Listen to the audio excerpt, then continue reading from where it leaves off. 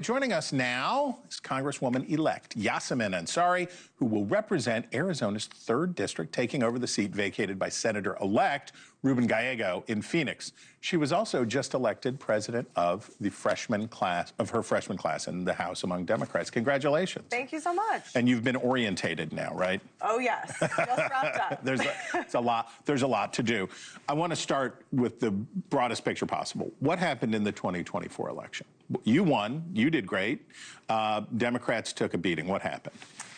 Okay, well, first of all, I'll say I think there's so many hot takes, and I think that many of them are correct. I don't think there's just one issue that happened in this election. Yes. I do think that, broadly speaking, it's very important to recognize that the economy was a major, major issue that, while I feel that Democrats did talk about the issue, perhaps it wasn't enough, and perhaps there were other issues that we focused on a little bit too much.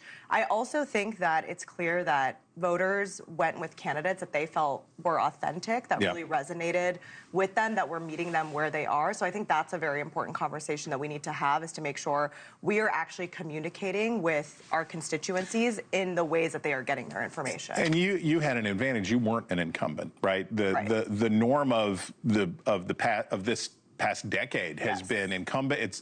Voters have punished incumbency. Absolutely. So you come in, you have a fresh take. What are you telling your fellow freshmen? What's the message you want Democrats to take away about where to go from here?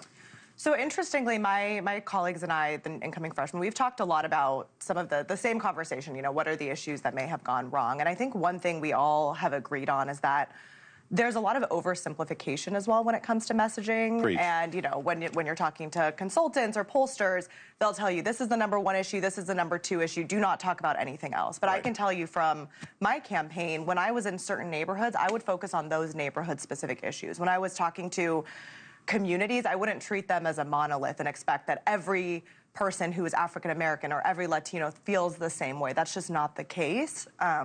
Well, and Don Bacon, who we just talked to, your future colleague Don Bacon, did the similar thing from the other direction in a blue district. So, so it can work. Okay, I want you to look at this graphic about Donald Trump's win bonus.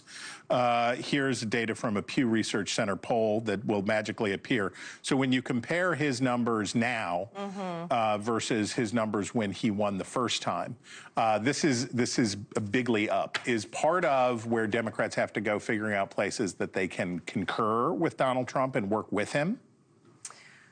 Perhaps. I think that I note skepticism.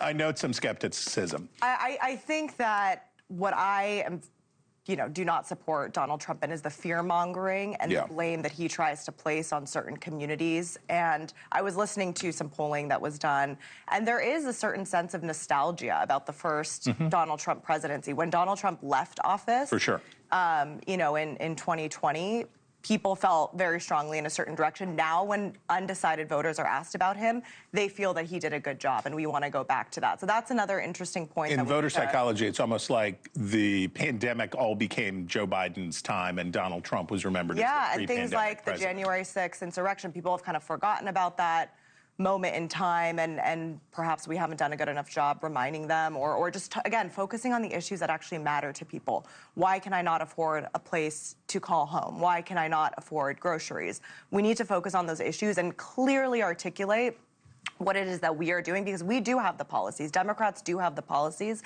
that are actually helping people and trying to make life easier for them, but how do we get that message across is what's going to be vital. Okay. Thanks for watching. Go to joinnn.com to find NewsNation on your television provider. And don't forget to click the red subscribe button below to get more of NewsNation's fact-driven, unbiased coverage.